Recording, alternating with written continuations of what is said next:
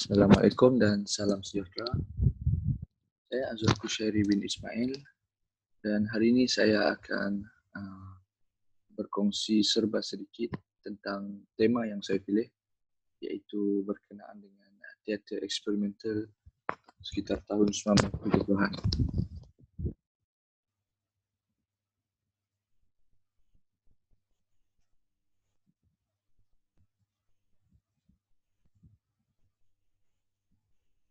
Teater aliran eksperimental telah berkembang di Malaysia sejak tahun 1970-an.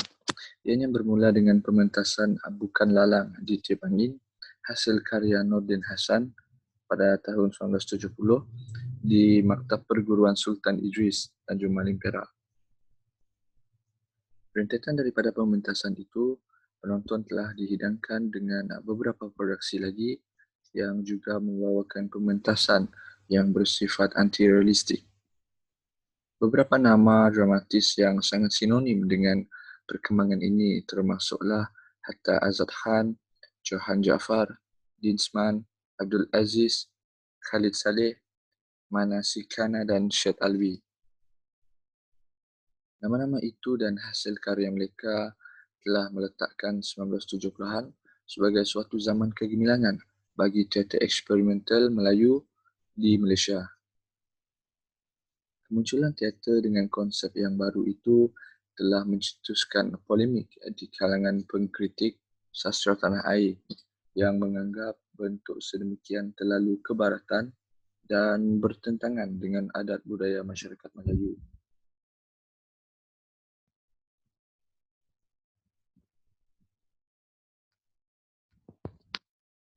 Istilah eksperimental dalam konteks teater boleh difahamkan sebagai bertolak daripada percubaan atau pembaharuan yang dilakukan oleh para dramatis, iaitu melakukan sesuatu penerokaan terhadap bentuk karya yang masih belum dikenali atau diketahui umum, keadaannya yang hanya dapat digambarkan selepas sesuatu peristiwa atau perkara itu berlaku.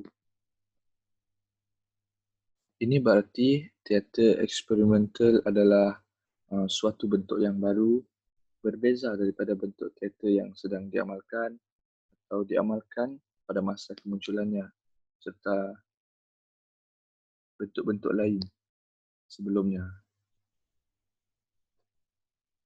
Hasilnya juga adalah sesuatu yang di luar jangkaan masyarakat. Bentuk, struktur dramatik, struktur persembahan, teknologi, konsep estetika maupun teknikal yang belum pernah diaplikasikan dalam mana-mana teater sebelum ini. Motif sebenar penghasilan atau kemunculan teater eksperimental sebagai protes kepada bentuk realism, teater realism yang cuba mengangkat kehidupan sebenar ke pentas oleh eksperimentalis anti-realistik.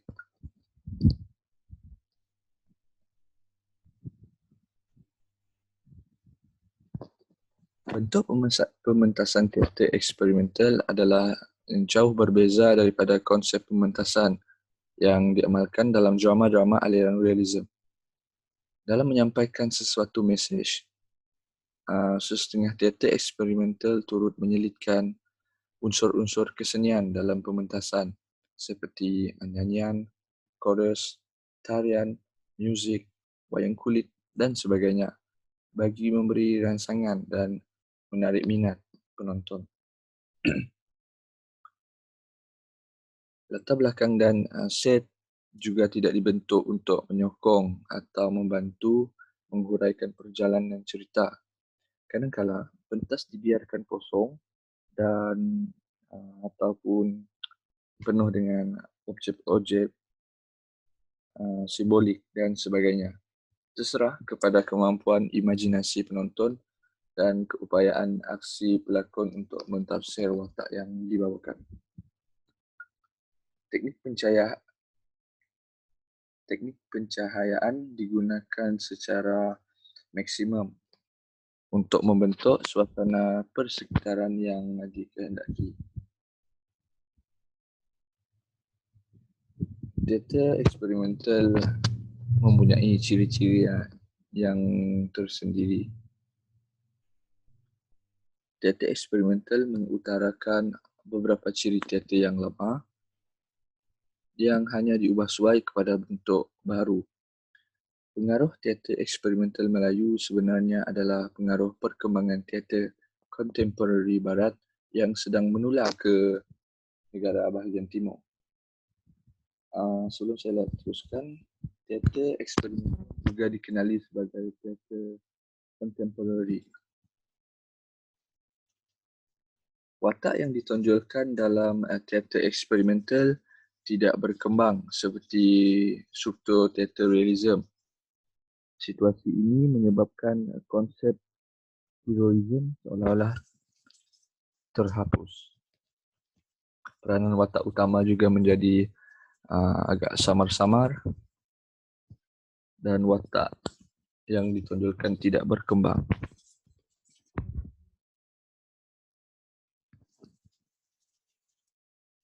Dialog dalam teater eksperimental adalah bersifat asumi.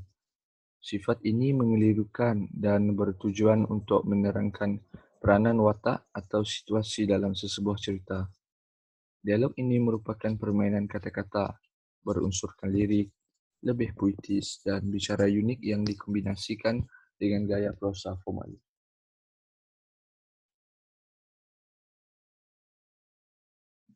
Terdapat beberapa faktor perkembangan teater eksperimental ini.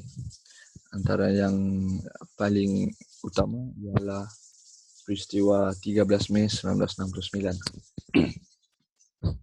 Seperti mana yang kita tahu, pada 13 Mei 1969 telah berlakunya rusuhan kaum. Hal ini telah memberikan kesan terhadap seni teater di negara kita. Rusuhan ini telah menimbulkan banyak isu sensitif yang menyebabkan perubahan terhadap keadaan teater di negara kita. Sebelum tahun 1970-an, teater di negara kita lebih kepada teater yang berkonsepkan realism. Namun, setelah berlakunya rusuhan kaum, pengkarya-pengkarya seni teater mula berubah ke arah teater eksperimental di mana dialog, percakapan dan sebagainya lebih ke arah sinis, bertapis dan tidak menyebutnya secara langsung bagi mengelakkan berlaku sebarang timbulnya isu sensitif, terutama di kalangan masyarakat pada ketika itu. Sekian, itu sahaja perkongsian saya untuk tema teater eksperimental. Terima kasih.